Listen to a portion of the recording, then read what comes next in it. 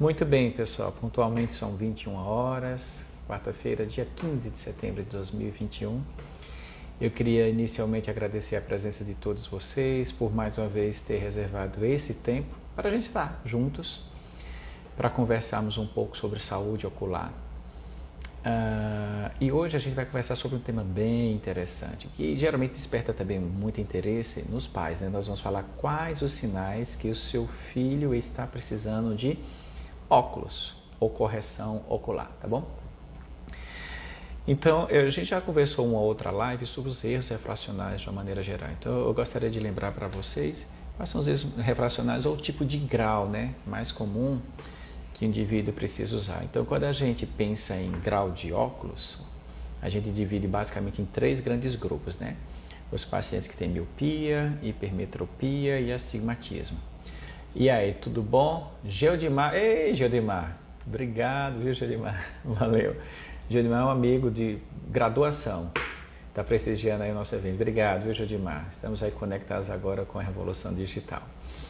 Então, olha só, quando a gente pensa então em grau, de uma maneira geral, a gente pode pensar, principalmente em criança, obrigado Geodimar, em 3 grandes grupos, né? A miopia, a hipermetropia e o astigmatismo. Então, quando a gente pensa em miopia... Oi, Stephanie, tudo bem com você? Obrigado, viu, Steph? Fábios, e aí, legal? Obrigado, viu, por estar conosco. Então, a miopia é um tipo de problema de enxergar que se caracteriza pelo fato do olho ser maior do que a média da população e ter uma córnea também um pouco mais curva.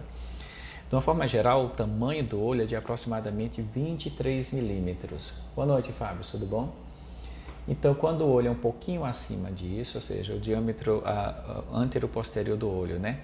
Quando é um pouquinho maior do que os 23, 23,5, então a gente considera um olho um pouquinho grande. Quanto maior for o olho, acima de 23, 23,5, maior a miopia. E qual que acontece? Então, a luz, que é gerada por uma fonte artificial natural, ela se propaga no ambiente e em seguida ela interage com o nosso olho. E aí, para a gente enxergar, ela precisa fazer todo o caminho. Dr. John, obrigado, viu, por estar conosco. Ela precisa, então, atravessar todos os meios transparentes do olho até chegar na retina. Na retina, a luz se transforma em corrente elétrica e, através do nervo óptico, então, ela é conduzida para o cérebro. Lá se dá o fenômeno complexo da visão. O que é que acontece com o míope? O olho é muito grande e a córnea é um pouquinho mais curva do que a média. O que acontece, então, a luz não chega na retina. O resultado disso é o que é visão embaçada. Então, é muito comum uma mãe dizer, olha, doutor, eu estou percebendo que meu filho ele precisa se aproximar, por exemplo, da tela. Oi, Wagner, boa noite. Tudo bem? Obrigado. Ele precisa se aproximar, por exemplo, de uma tela de TV. Ele não consegue enxergar à distância. Oi, Paty, boa noite. Tudo bem com você? Obrigado, viu, por estar conosco. Artesanato. E aí, como é que vai? Obrigado, viu? Ele não consegue enxergar de longe. A característica básica do paciente míope é exatamente isso. O que é que ele faz? Ele enruga a testa, ele fecha os olhinhos para tentar ver se consegue compensar essa deficiência para melhorar então a capacidade que ele tem de enxergar à distância. Joia, muito obrigado, viu, Vanilde? Deixa eu ver aqui. Ekésia. Oi, Ekésia. Boa noite. Como é que vai? Tudo bem?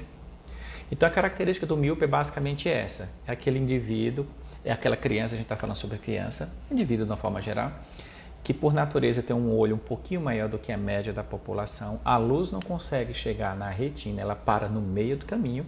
E o resultado disso é a dificuldade para enxergar. Ivani, tudo bem com você? Obrigado. É a dificuldade para enxergar, então, de longe. Boa noite, Paty, tudo bem com você? Obrigado por tua presença. E aí o paciente, para tentar, no caso a criança, para tentar enxergar um pouco melhor, ele lança mão de recursos naturais. Então, geralmente ele faz esse movimento. Ele enruga, então, a musculatura frontal, ele tem uma tendência a fechar a musculatura também da pálpebra, para ver se consegue diminuir a abertura palpebral e com isso ele tenta enxergar melhor. O característico comum, então, da criança que não consegue enxergar bem, que é míope, que não consegue enxergar, tem vista embaçada. Além disso, ele pode também se queixar de dor de cabeça, pelo fato de não estar enxergando direito. E a necessidade que a criança tem de se aproximar dos objetos. Então é muito comum a mãe dizer, olha, doutor, eu estou percebendo que o meu filho está se aproximando cada vez mais da tela da TV. Isso é uma característica bem comum, porque a gente está percebendo que ele não consegue enxergar. Agora, engraçado, de perto ele enxerga bem. Essa é outra característica da criança míope. Ela não enxerga bem. Oi, Márcia, como é que vai? Tudo bom? Obrigado por estar conosco. A criança míope, ela não enxerga bem de longe, por isso que ela tem a necessidade de se aproximar do objeto. O caso mais típico é quando a criança se aproxima da tela da TV. E por isso, então, ela não consegue enxergar bem. Diferentemente, para perto. Para perto, o paciente míope, a criança míope, ela enxerga super bem, ela não tem dificuldade nenhuma. Um outro tipo muito comum de erro refracional ou de tipo de grau em criança é a hipermetropia. O raciocínio é exatamente o contrário. O paciente hipermétrope, ele já não tem o olho, ele tem um olho menor do que o tamanho normal. Então vamos imaginar que a média de um olho de um adulto, no caso, é em torno de 23. A criança é um pouquinho menos, em torno de 22, 21. Quanto menor for o tamanho do olho, mais hipermetropia o indivíduo tem. E é uma dúvida muito comum, porque quando você tem pouca hipermetropia, na verdade você não tem muitos sintomas. Mas quando à medida que o olho é um pouquinho menor do que a média da população, ou quando a córnea é um pouquinho mais plana, você vai tendo graus maiores de hipermetropia. E consequentemente, oi Vini, de Paula, com quanto tempo de vida dá para diagnosticar miopia e hipermetropia em crianças? Isso, Vini, a gente já vai, vou interromper um pouquinho, porque a ideia também é essa, tá? A gente interagindo. Olha só, isso se encaixa mais ou menos com a seguinte pergunta. Doutor, quando é que eu preciso levar a minha criança para passar na primeira consulta? Gente, sabe quando é que deve acontecer a primeira consulta numa criança? Na maternidade. Tanto é por isso que existe hoje o teste do reflexo vermelho ou o teste do olhinho. A criança recém-nascida não pode sair do hospital, da maternidade, receber alta sem antes ela ter sido submetida a uma avaliação por um pediatra, que faz a avaliação do teste do reflexo vermelho ou teste do olhinho, ou um próprio médico oftalmologista, que basicamente consiste em a gente utilizar um aparelhinho que se chama oftalmoscópio, ele gera uma luzinha na sua pontinha, a gente aproxima do paciente, a gente emite aquela luz. Oi Nádia, como é que vai? Tudo bem? Bem-vinda. A gente emite a luz e a gente então vê o reflexo vermelho. Por quê? A parte de trás do olho é a retina, e a retina ela é ricamente vascularizada. Gente, o que é que tem dentro de um vaso? Sangue. Que cor é sangue? Vermelho. Então, quando você emite a luz e você vê aquele vermelhão, significa dizer então que o reflexo vermelho está presente, positivo, é normal. Ou seja, então a primeira consulta do indivíduo... Oi, Olinda, boa noite, tudo bem com você? A primeira consulta, pessoal, é na maternidade. Segundo a Sociedade de Oftalmopediatria Americana e de Estrabismo, quando é que a gente deve passar na segunda consulta? Se você não detecta nenhum problema... Oi, Midian, como é que vai? Midian, isso mesmo. Boa noite, Midian. Obrigado por sua presença. Então, a segunda consulta deveria ser ao longo do primeiro ano de vida. Então, eles, antes de sair da maternidade, faz o reflexo vermelho. Tá tudo bem, joia. Se o papai... Boa noite, Olinda, tudo bem? Se o papai e a mamãe não percebem que a criança, por exemplo, tem alguma dificuldade para enxergar, ela não está se aproximando muito dos objetos, ou não está levando muitos objetos para enxergar bem de perto, significa dizer provavelmente que não tem nenhum problema sério. Então a gente espera ela completar pelo menos um ano. E aí todo ano vai passar em consulta oftalmológica. Então o resumo é o seguinte: primeira consulta oftalmológica na maternidade. Pode ser realizada por recém-nascido, pode ser realizada por um médico pediatra ou por um médico oftalmologista. Segunda consulta por volta de um ano e aí todo ano. Tudo bem? Muito bom, a gente estava falando um pouquinho sobre um segundo problema de grau muito frequente que a gente chama de hipermetropia, que é o contrário então da miopia. A hipermetropia, o olho é menor do que a média da população ou a córnea é um pouquinho mais plana. Só que os sintomas associados à hipermetropia vai depender muito da quantidade de grau. Quanto menor o grau, isso tem lógica, né, gente? Quanto menor o grau, menos dificuldade. Mas à medida que o olho é menor, significa dizer que o grau é maior. Às vezes é contra a lógica isso, né? Mas é assim que acontece na hipermetropia. Quanto menor for o tamanho do olho, maior é a hipermetropia. Aí sim o paciente vai ter dificuldades. A dificuldade de hipermétrope, gente, vai depender então da quantidade de grau. De uma maneira geral, o hipermétrope ele enxerga bem de longe e de perto. Quanto maior for a hipermetropia, maior a dificuldade para ele enxergar tanto de longe como de perto. E geralmente os sintomas mais associados, o paciente diz, olha, aquela sensação de peso, ou a criança, às vezes, a criança um pouquinho maior, né? Recém-nascida não dá para falar. Mas a criança em idade escolar, que já tem uma certa verbalização, ela diz, olha, uma sensação de peso, ela usa uma linguagem que dá a entender que ela está com uma sensação de peso, às vezes sensibilidade à luz, lacrimejamento. Pré-adolescentes e adolescentes já tem uma verbalização totalmente formada, tem bastante facilidade de comunicação e a gente consegue entender com detalhes os sintomas do paciente. Oi, Nádia, tudo bem? A Nádia está perguntando o seguinte, ó, minha filha nasceu com aniridia e na maternidade ninguém percebeu.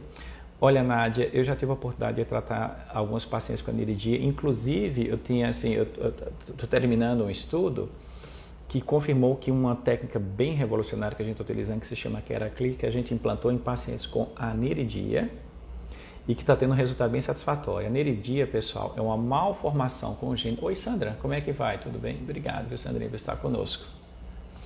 A aniridia é uma condição que se caracteriza pela ausência da íris. Vocês lembram o que é a íris? Quem te indicou foi o senhor? Ok, joia, muito obrigado, viu? O paciente ele nasce com uma malformação congênita sem a íris. E a íris, gente, é aquela parte que dá cor ao olho, tá bom? A íris no centro tem a pupilinha e a íris é quem controla também a entrada e saída de luz. Então, de uma maneira geral, quem está sem íris, ou seja, com aniridia, geralmente tem outros problemas no olho, principalmente na parte de trás do olho, e a visão costuma ser realmente bastante baixa. O tratamento não é tão simples, mas a gente tem tido bons resultados, por exemplo, com a Keracli, tá? Então, alguém comentou, ó, a Nádia comentou que a filha nasceu com aniridia e não foi detectada no hospital. Por isso, gente, que o melhor remédio é a prevenção. Porque imagina o seguinte, tudo bem, nasceu sem íris, não foi detectado no hospital. Mas às vezes o pai ou a mãe percebe um comportamento um pouco estranho do filho. Basicamente e você se aproximar bastante dos objetos, os pacientes que são míopes, né? E aqueles também que são hipermétropes com maior quantidade de grau. Ele tem necessidade de aproximar dos objetos ou trazer os objetos um pouco mais próximo do rosto para conseguir enxergar. Oi, Gil, como é que vai? Tudo bem? Obrigado, viu? Dona Josefa, ok, joia. Obrigado, Dona Josefa. Jodimar, ei, Jodimar, obrigado, viu? Extremamente didático. Obrigado, Jodimar. E o paciente, então, que tem um pouquinho mais de hipermetropia, ele tem dificuldade para enxergar de longe e de perto. E geralmente os sintomas mais associados são dor de cabeça, se queixa de vista embaçada, sensibilidade à luz e às vezes lacrimejamento. Isso é muito comum. Oi, Gil, como é que vai? Boa noite, tudo bem? Existe, pessoal, um terceiro tipo de problema de grau muito frequente que a gente chama de astigmatismo. O resumo é o seguinte, então, assim, a parte da frente do olho se chama córnea, tá bom? É como se fosse o vidro do relógio, a parte mais anterior e transparente. A córnea, por sua natureza, deixa eu ver aqui quem está perguntando, Vini, como descobrir o grau exato da criança, sendo que não é possível usar o refrator adulto, usual em adulto? Vini, excelente pergunta, viu? Oi, Jô, como é que vai? Tudo bem? Hoje existe condições de a gente fazer uma avaliação um pouquinho mais detalhada em pacientes pediátricos, tá bom?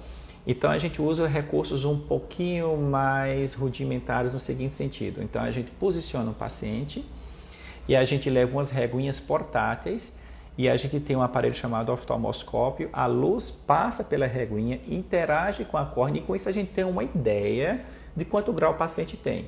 E no fundo isso ajuda bastante. Crianças um pouquinho maiores, pessoal, por volta, por exemplo, de 3 anos de idade, já tem uma participação, uma interação muito boa com... Oi, Paulinha, como é que vai? Tudo bem? Já tem uma interação muito boa com o médico.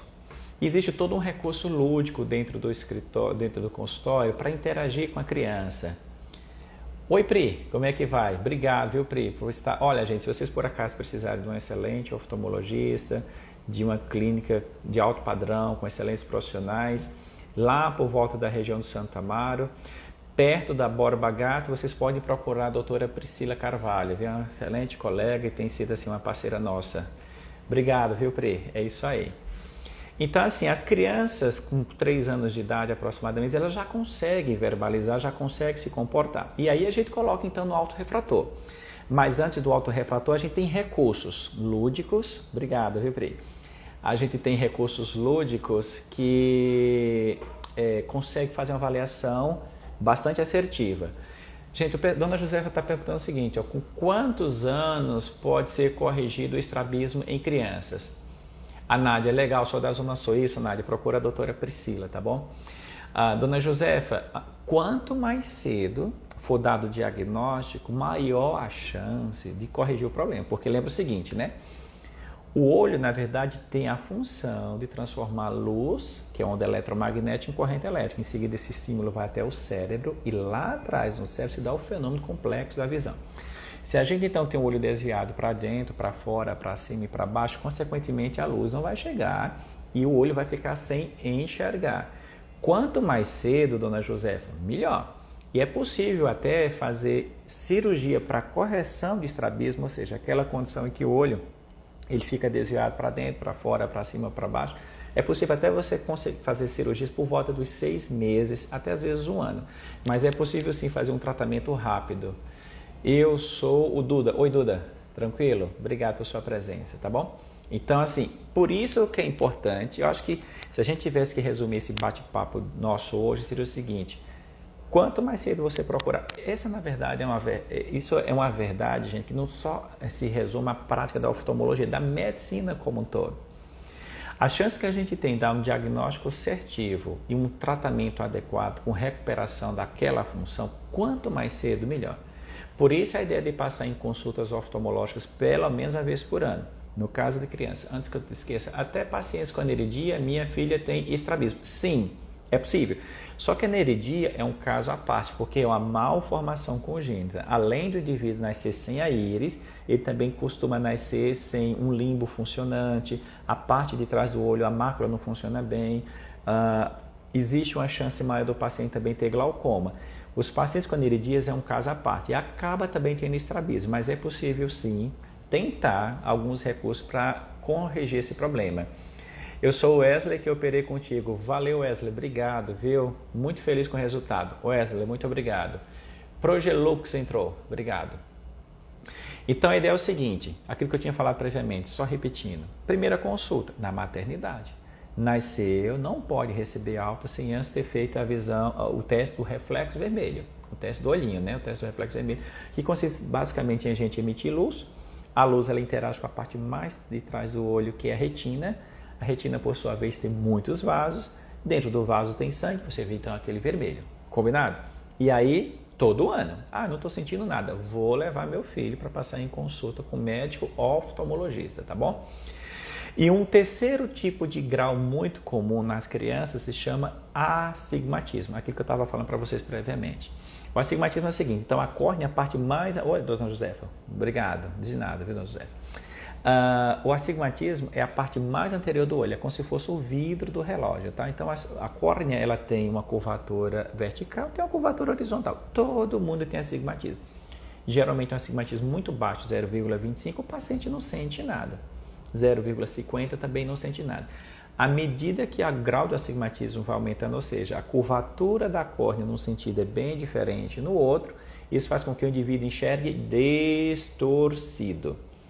Aí o que é que acontece? É um olho que às vezes tem um tamanho normal, um problema é que está mais relacionado à curvatura da córnea, também do cristalino, mas principalmente da córnea. Aí nesse caso, formam-se diferentes pontos dentro do olho, às vezes um na frente da retina e outro atrás da retina. O resultado disso é, o paciente diz, olha doutor, eu vejo as coisas distorcidas. Então miopia é embaçado, o indivíduo é a criança que não consegue enxergar bem de longe. A hipermetropia vai depender muito da quantidade de grau. Ele pode não enxergar nem de longe. Valdinez, como é que vai? Tudo bom? Obrigado. Ele pode não enxergar bem de longe nem de perto. Vai depender muito da quantidade de grau. E o astigmatismo é quando a córnea, principalmente a córnea, tem uma curvatura horizontal diferente da vertical. Existem diferentes pontos que formam fora da retina, geralmente antes ou depois da retina. E, consequentemente, o paciente diz, doutor, eu estou vendo distorcido. E de uma maneira geral, como é que a gente faz o tratamento? Óculos. Óculos é a primeira opção, tá bom? A partir de quantos anos pode fazer cirurgia refrativa? Olha só, quem está perguntando é o Vini. Vini, a gente precisa fazer uma avaliação oftalmológica do paciente. De uma maneira geral, a gente precisa confirmar se o grau está estável ou não. Abaixo de 18 anos de idade, de uma forma geral, não é aconselhável. Então, digamos que o ponto limite para a gente pensar em fazer cirurgia seria um indivíduo com pelo menos 18 anos de idade, que o grau esteja estável há pelo menos um ano e que tenha uma curvatura e espessura de córnea que permita corrigir aquele grau. Tudo bem, Vini? Então, como é que a gente resolve os problemas de miopia, hipermetropia e astigmatismo? A primeira opção é óculos. Nos adolescentes, a gente também pode oferecer a opção da lente de contato, mas a lente de contato precisa um pouquinho mais de cuidado, né? De uma maneira geral, os cuidados com relação ao uso da lente de contato, inclusive eu fiz um Reels que fala rapidamente sobre os cuidados com relação à lente de contato. Prática de esportes aquáticos tem que ter um cuidado redobrado, de uma forma geral não é aconselhável. Dormir com a lente de contato também não é aconselhável. Tem que observar o tempo de validade da lente de contato. Se for usar a lente de contato, tem que manipular. Oi, Gi! Como é que... a Gi chegou. Perfeito. Oi, Line. Tudo bem com você? Obrigado. Mas se você tiver esses cuidados com relação ao uso de lente de contato, dá. E quem acabou de perguntar quando é que pode fazer, então, correção do problema de miopia, hipermetropia e astigmatismo? Pelo menos 18 anos de idade. Então, se a gente acompanha o indivíduo na linha do tempo, atingir os 18 anos de idade, tem pelo menos um ano de grau estável, curvatura e espessura de córnea normais, exame de fundo de olho normais. Oi, Milena, como é que vai? Tudo bem? Então, sim, a gente pode realizar a cirurgia, tá bom?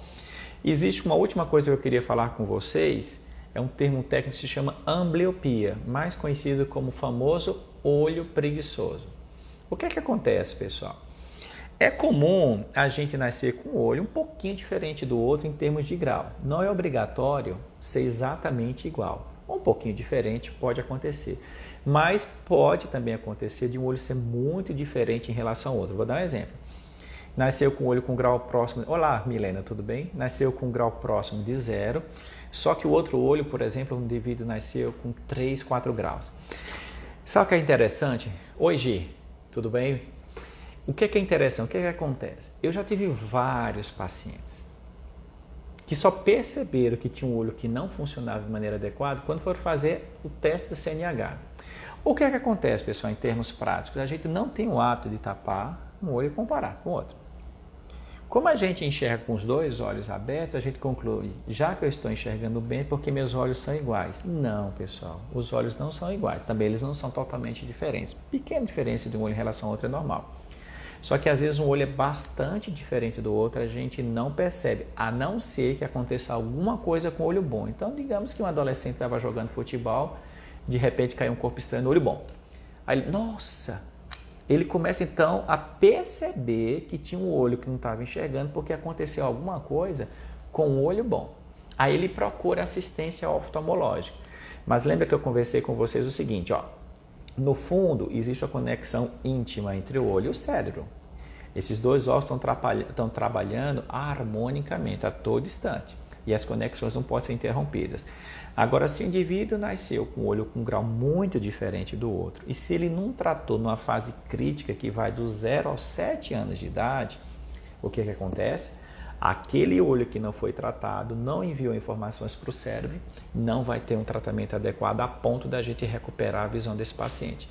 Então, em resumo, o que é? O ambliopia é o famoso olho preguiçoso, aquele indivíduo que geralmente nasceu com um olho cujo grau é bastante diferente do outro e não percebeu que era assim e ultrapassou aquela idade crítica de 7 anos de idade para fazer o tratamento adequado. Ou às vezes também o problema do olho estrábico, olho desviado. Não foi tratado, a luz conseguia chegar no olho e ir para o cérebro e enxergar, só que o outro não, porque o olho estava desviado. Existem outras condições também que podem estar associadas a isso, mas os mais importantes são quais são as principais causas do olho preguiçoso, a famosa ambliopia. É uma diferença de grau muito grande de um olho em relação ao outro, ou quando o indivíduo tem um olho desviado em relação ao outro e a luz não consegue chegar no fundo do olho. Gente, pelo amor de Deus, essas lives é muito rápido, né? Eu penso que 30 minutos é bastante tempo, mas no fundo não é. A gente vai conversando, a gente acaba fazendo uma série de interrupções porque precisa interagir com vocês e responder as perguntinhas.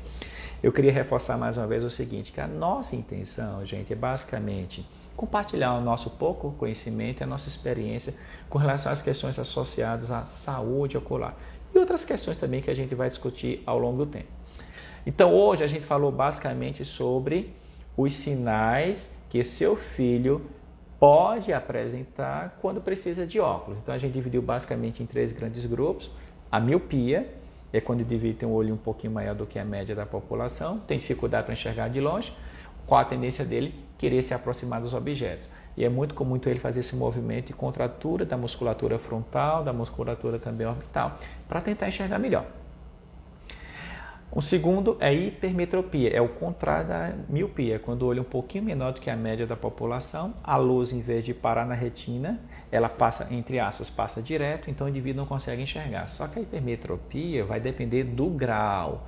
O míope, poucos graus, gente, de 0,50, ele já sente dificuldade. O hipermétrope não, meio grau, 0,75 até 1 grau, ele não percebe. À medida que a hipermetropia então vai aumentando, o Vini perguntou qual o sentimento em ver a reação de uma criança enxergando bem pela primeira vez? Qual o sentimento em ver a reação de uma criança enxergando bem pela primeira vez? Isso é uma pergunta interessante do Vini. Em teoria, uma criança que não tem nenhum problema mais sério chegou a olhar digital, acho que é isso, deve ser a Gi, e a Bibi Carmo também. E aí, tudo bem? A realização, eu acho que é um sentimento de capacidade de interagir com o ambiente, capacidade de perceber formatos, cores, tamanhos. Deve ser uma sensação de satisfação, de bem-estar, de alegria. Oi, Bibi, também é um prazer pra gente, tá bom? Então, assim, 2 minutinhos para a gente encerrar. Eu estava falando sobre os tipos mais comuns de grau que acometem as nossas crianças. Miopia, dificuldade para enxergar de longe. Hipermetropia vai depender da quantidade de grau. Quanto maior for a hipermetropia, maior os sintomas. E o astigmatismo é quando o indivíduo, de uma maneira geral, tem uma córnea cuja curvatura vertical é um pouquinho diferente da horizontal e o indivíduo enxerga distorcido.